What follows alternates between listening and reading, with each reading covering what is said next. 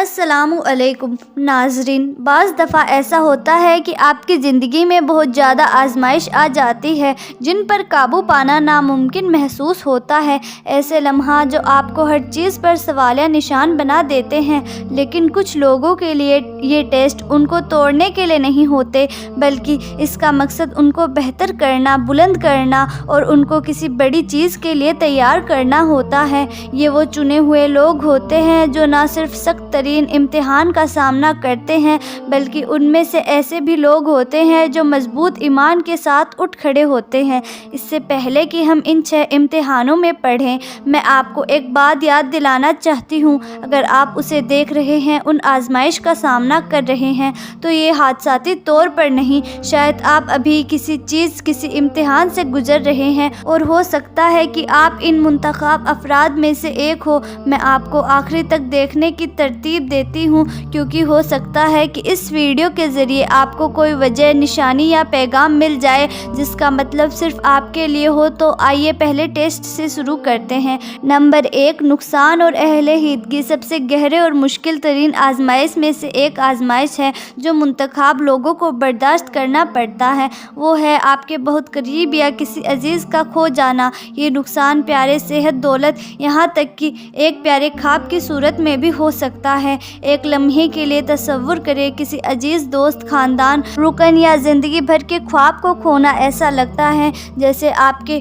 نیچے کی زمین ختم ہو گئی ہے۔ یہ ایک شخص، احتکام کا ذریعہ، یہاں تک کہ ایک راستہ بھی ہو سکتا ہے جس کے بارے میں وہ یقینی سمجھتے تھے، جس پر پورا یقین تھا۔ یہ امتحان سزا کے طور پر نہیں ہے، بلکہ طاقت اور ہمت کو ظاہر کرنے کے بارے میں ہے جو شاید وہ بھی نہیں جانتے تھے کہ ان کے پاس ہے۔ رسول اللہ صلی اللہ تعالیٰ علیہ وسلم نے ساری زندگی ایسے ہی مشکلات کا سامنا کیا۔ چھوٹی عمر سے ہی انہوں نے اپنے والدین، پھر اپنی پیاری بیوی حضرت خدیجہ رضی اللہ تعالیٰ عنہا، ان میں سے ہر ایک لمحہ ایک بڑی آزمائش کا تھا، پھر بھی انہوں نے اللہ پر استقامت ظاہر کیا۔ لیکن اسلام میں ایسے نقصانات اکثر کسی کے دل کو اللہ کی طرف لوٹانے کا ذریعہ ہیں۔ درد اگر شدید ہے، یہ ایک یاد دہانی بن جاتا ہے کہ حقیقی بھروسہ صرف اللہ پر ہونا چاہیے، جیسا کہ اللہ تعالیٰ قرآن میں فرماتا ہے کہ ہم تمہیں ضرور کسی نہ کسی خوف اور بھوک اور مال و جان اور پھلوں کے نقصان سے آزمائیں گے،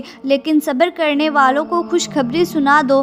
ایک دل کو چھو جانے والی مثال ان کے پیارے بیٹے ابراہیم کا انتقال ہے۔ جب ابراہیم بچپن میں فوت ہوئے تو رسول اللہ صلی اللہ تعالیٰ علیہ وسلم نے اپنے بیٹے کو تھام لیا اور آنکھوں میں آنسو لے کر ایک باپ کے درد کا اظہار کیا۔ اس کے بعد انہوں نے ہمیں وہ توازن یاد دلایا جس کے لیے ہمیں کوشش کرنی ہے۔ یہ کہتے ہوئے آنکھیں آنسو بہاتی ہیں، دل غمگین ہے، لیکن ہم اس کے سوا کچھ نہیں کہیں گے۔ جو ہمارے رب کو پسند ہو وہ ہماری گہری طاقت ہے اور سر تسلیم خم ہے جس کو مثالی بنانے کے لیے ہمیں بلایا جاتا ہے، یہ تسلیم کرتے ہوئے کہ ہمارے پاس جو کچھ ہے اللہ کی طرف سے ہے اور ہم بالآخر اسی کی طرف لوٹتے ہیں۔ ذاتی نقصان کے لمحات میں ہم مغلوب ہو سکتے ہیں، ہم غمگین اور دل اداس ہو سکتے ہیں اور ہمارے دلوں میں درد ہو سکتا ہے، پھر بھی صبر اور اللہ کی حکمت پر بھروسہ کا احساس ہمارے درد کو روحانی ترقی کی راہ میں بدل سکتا ہے۔ نقصانات جتنے بھی مشکل ہیں ہمیں یاد دلاتے ہیں کہ ہمارا بھروسہ صرف اللہ پر ہے، اور یہ کہ ہر امتحان خواہ کتنا بھی تکلیف دہ کیوں نہ ہو ہمیں اس کے قریب لاتا ہے اگر ہم ثابت قدم رہیں۔ اس قسم کا صبر، جسے صبر جمیل یا خوبصورت صبر کہا جاتا ہے، غیر فعال نہیں، یہ طاقت کی علامت ہے۔ اللہ کی حکمت پر الٹ یقین کا اعلان یہی ہے۔ یہ وہ چیز ہے جو چنے ہوئے لوگوں کو مضبوط کرتی ہے، ان کی مدد کرتی ہے، یہاں تک کہ جب یہ محسوس کرتے ہیں کہ ان کے پاس کچھ نہیں بچا۔ نمبر 2، خیانات یا ناانصافی کا سامنا کرنا۔ سب سے زیادہ تکلیف دینے والے امتحان میں سے ایک جو ہے منتخب افراد برداشت کرتے ہیں وہ دھوکہ ہے، خاص طور پر ان لوگوں سے جن پر وہ بھروسہ کرتے ہیں یا ان کے قریب ہونے کا یقین کرتے ہیں۔ حضرت محمد مصطفیٰ صلی اللہ تعالیٰ علیہ وسلم کی مثال ہی لے لیجئے، جن کے ساتھ مدینہ کے منافقین کے شدید خیانات کی ظاہری طور پر انہوں نے اپنے آپ کو اسلام کے حلیف کے طور پر پیش کیا۔ وہ نبی اور مسلمانوں کے شانہ بشانے کھڑے نظر آتے ہیں، پھر بھی بند دروازوں کے پیچھے انہوں نے دشمنوں کے ساتھ سازش کی۔ اختلاف پھیلایا اور مسلمانوں سے منصوبوں اور مخالف پر ظاہر کیا۔ اس خیانات کا درد بہت زیادہ تھا، لیکن نبی کریم صلی اللہ تعالیٰ علیہ وسلم نے صبر کا انتخاب کیا اور اپنے ہم وطنان کے ساتھ مل کر اس خیانات کا مقابلہ کیا، معاملات اللہ کے حوالے کر دیے۔ ایسے وقت میں ہمیں تکبر آیت یاد دلائی جاتی ہے، اور جو شخص اللہ کا تقوی اختیار کرتا ہے اللہ اس کے لیے راستہ نکال دیتا ہے اور اسی ایسی جگہ سے رزق دیتا ہے جہاں سے وہ گمان بھی نہیں کر سکتا، اور جو اللہ پر بھروسہ کرتا ہے تو وہی اللہ اسے کافی ہے۔ بے شک اللہ اپنا کام پورا کر کے رہتا ہے۔ اللہ نے ہر چیز کے لیے ایک اندازہ مقرر کر رکھا ہے۔ یہ آیت اس بات پر زور دیتی ہے کہ جب دنیاوی انصاف ناقابل رسائی محسوس ہوتا ہے تب بھی اللہ کا انصاف قریب ہے۔ یہ امتحان چنے ہوئے لوگوں کو ایک یاد دہانی ہے کہ جب لوگ شکست کھاتے ہیں اللہ ثابت قدم رہتا ہے، اس پر بھروسہ کرنے والوں کی رہنمائی اور مدد کرتا ہے۔ ان لوگوں کے لیے اللہ کسی اہم چیز کی تیاری کر رہا ہوتا ہے۔ نمبر 3، تنہائی اور تنہائی کا سامنا اکثر ان کے پاس سفر کا حصہ ہوتا ہے، یہ کوئی سزا نہیں ہے۔ حضرت یوسف علیہ السلام کے بارے میں سوچے، جنہوں نے کنویں کی گہرائی میں تنہائی برداشت کی اور بعد میں جیل میں اپنے خاندان اور برادری سے دور تنہائی کے۔ یہ اقدار ان کی زندگی میں اہم موڑ بن گئے۔ ان کے کردار کی تشکیل سے انہوں نے اللہ کے قریب لایا گیا۔ سورہ یوسف میں اللہ تعالیٰ فرماتا ہے، جہاں تک کہ رسول نا امید ہونے لگے اور انہیں خیال آیا کہ ان سے جھوٹ کہا گیا ہے، تب ہم مدد ان کے پاس آئی، پھر ہم نے جسے چاہا بچا لیا۔ لیکن اللہ ہمیشہ ہمارے ساتھ ہوتا ہے، جسمانی طور پر تنہا ہونے کے بارے میں نہیں، یہ جذباتی بھی ہو سکتا ہے، جہاں آپ کے آس پاس کے لوگ آپ کے راستے یا آپ کے انتخاب کو نہیں سمجھتے۔ لیکن یاد رکھیں، یہ وہ لمحہ بھی ہے جہاں اللہ اپنے چنے ہوئے لوگوں کو اپنے قریب لاتا ہے، انہیں بھروسہ اور صبر کی تعمیل دیتا ہے جو وہ ممکن سمجھتے تھے۔ نمبر 4، دولت اور خوشحالی۔ دولت ایک نعمت ہو سکتی ہے، لیکن یہ سب سے مشکل امتحان سے ایک ہو سکتی ہے۔ یہ سوچ آسان ہے کہ مشکلات ہمیں سب سے زیادہ آزماتی ہے، لیکن خوشحالی ہمارے کردار اور اللہ سے ہمارے تعلق کو جانچنے کا ایک انوکھا طریقہ ہے۔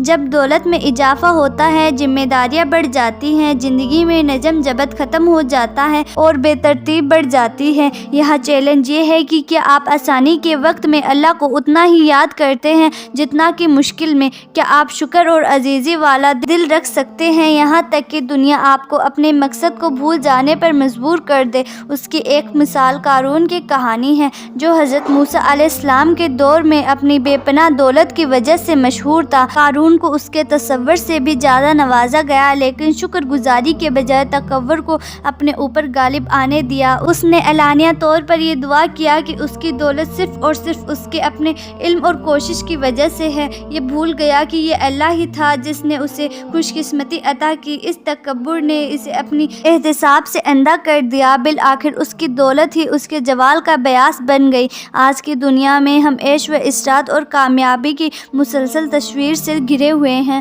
اور پیچھا کرنے میں لگے ہوئے ہیں، اس کے آگے آسانی سے جھک جاتے ہیں۔ خوشحالی اس بات کا لطیف امتحان ہو سکتا ہے کہ آیا ہم ان معیار سے دور رہتے ہیں جو واقعی اہتمام رکھتے ہیں۔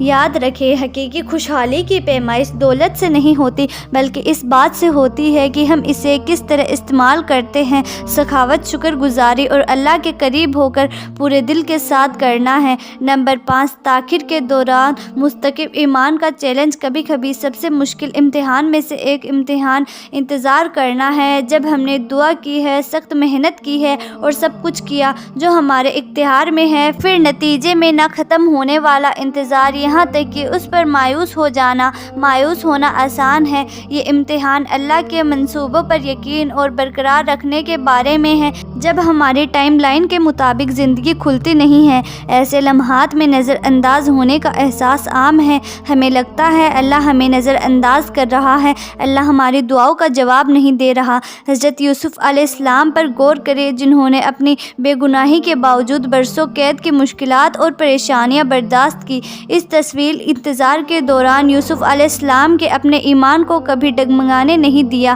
ہمیں یہ دکھایا کہ تاخیر کا مطلب انکار نہیں ہے۔ ان کے صبر اور اللہ پر بھروسے کا آخرکار ان طریقوں سے بدل دیا گیا جس کو وہ تصور بھی نہیں کر سکتے تھے۔ اس کے ساتھ ہی انہیں آزاد کر دیا گیا اور انہیں اعلیٰ مقام بھی عطا کیا گیا۔ ہمارے روزمرہ روزمرہ کی زندگی میں تاخیر کے دوران صبر کرنا ایک حقیقی چیلنج ہے۔ یہ انسان کی نیچرل بات ہے کہ چیزیں فوری طور پر ظاہر ہو جائیں، لیکن اللہ کی حکمت ہماری سمجھ سے باہر ہے۔ ہو سکتا ہے کہ وہ ہمیں کسی بڑی چیز کے لیے تیار کر رہا ہو یا ہمیں کسی ایسی چیز سے بچا رہا ہو جو ہم نہیں دیکھ سکتے۔ ایمان کو زندہ رکھنا، یہاں تک کہ جب جوابات نہ مل رہے ہوں۔ اس لیے جب اپنے آپ کو انتظار میں پائے تو اس بھروسے کو مضبوطی سے تھامے رکھیں کہ اللہ کا وقت کامل ہے۔ نمبر 6، بہتان اور جھوٹے الزامات کو بڑی عظمت اور بڑی شان و شوکت کے ساتھ برداشت کرنا ایک مومن کے لیے سب سے مشکل امتحان میں سے ایک ہے، جو بہتان اور جھوٹے الزامات کے سامنے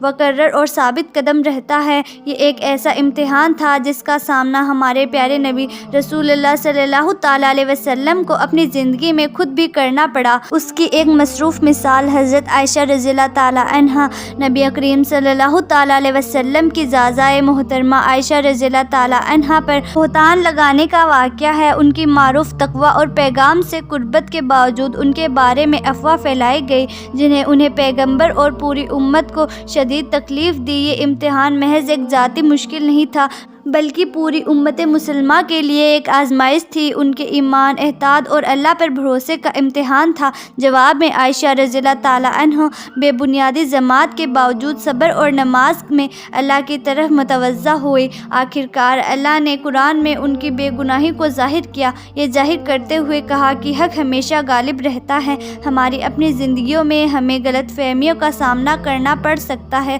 یا ہمیں تنقید اور غلط فیصلوں کا سامنا کرنا پڑ سکتا ہے۔ ثابت قدم رہنا، اللہ پر بھروسہ کرنا اور انتقام کار دوائیوں سے بچنا بہت مشکل ہو سکتا ہے، لیکن یہ سچے ایمان کی نشانی ہے۔ یہ اس طرح کے امتحان ہمیں اللہ کی حکمت اور وقت پر بھروسہ کرنے کی یاد دلاتے ہیں، یہ جانتے ہوئے کہ وہ سچائی کا دفاع کرے گا اور مخلص لوگوں کی عزت کی حفاظت بھی کرے گا۔ جیسا کہ ہم اہتمام کرتے ہیں، میرے پیارے بھائیوں اور بہنوں، یاد رکھیں ان میں سے ہر ایک امتحان خواہ کتنا بھی مشکل کیوں نہ ہو، تسکین، ترقی اور اللہ کے قرب کی طرف سے ایک قدم ہے، ایک ٹیسٹ ہے۔ سب کو یکساں طور پر نہیں دیے جاتے، یہ ان لوگوں کے لیے مخصوص ہوتے ہیں جو ان کو برداشت کر سکتے ہیں اور مضبوطی سے باہر نکل سکتے ہیں۔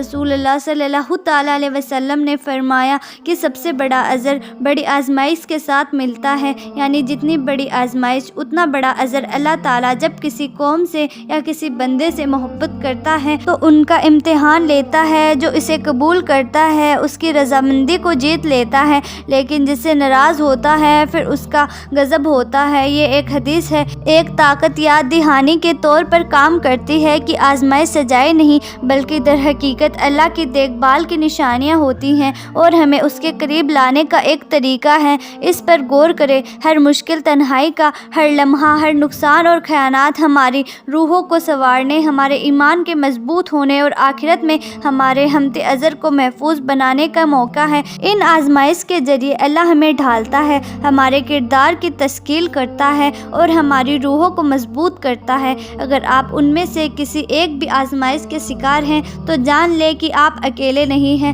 ہم سے پہلے آنے والے بہت سے صالحین نے ایسی ہی سختیاں برداشت کی اور انہوں نے اللہ کی طرف سے الٹ بھروسہ کیا۔ ثابت قدم رہیں، اخلاص کے ساتھ دعا کریں اور اپنے دل کو اللہ کی یاد سے لگائیں۔ میں آپ کا حوصلہ افزائی کرتی ہوں، صبر کو اپنائیں، اللہ کی حکمت پر بھروسہ رکھیں اور یہ سمجھیں کہ آپ کی طاقت ایمان کے ساتھ ہے، ان آزمائش کو برداشت کرنے میں ہے۔ آخر میں اگر یہ پیغام آپ کو اچھا لگے تو اسے شیئر کریں تاکہ دوسروں کو بھی اپنی آزمائش میں طاقت ملے، اور کمنٹ باکس میں بتائیں کہ آپ اپنی آزمائش میں وفادار ہیں اور یہ کہ آپ ان مشکل آزمائش کو قبول کرنے کے لیے تیار ہیں۔ اللہ آپ کو راستہ بھیجتا ہے تاکہ آپ کی مشکل آسان ہو جائے۔ اللہ تعالیٰ ہمیں ان امتحان میں کامیاب ہونے والے میں سے بنائے جو ایمان اور روح سے بھرے دل کے ساتھ اسے ملنے کے لیے تیار ہیں۔ میرے پیارے بھائیوں اور بہنوں، کیسی لگی آپ کو ہماری آج کی ویڈیو؟ امید کرتی ہوں کہ آپ کو یہ ویڈیو پسند آئی ہوگی۔ اگر ویڈیو پسند آئی ہے تو آپ سے گزارش یہی ہے کہ ویڈیو کو لائک کریں اور زیادہ سے زیادہ لوگوں تک شیئر کریں تاکہ وہ لوگ بھی اپنی آزمائش میں صبر کر سکیں۔ اور آپ اگر چینل پر نئے ہیں تو چینل سبسکرائب کریں۔ جلد ہی ملتے ہیں ایسی ہی نئی ویڈیو کے ساتھ، تب تک کے لیے خدا حافظ۔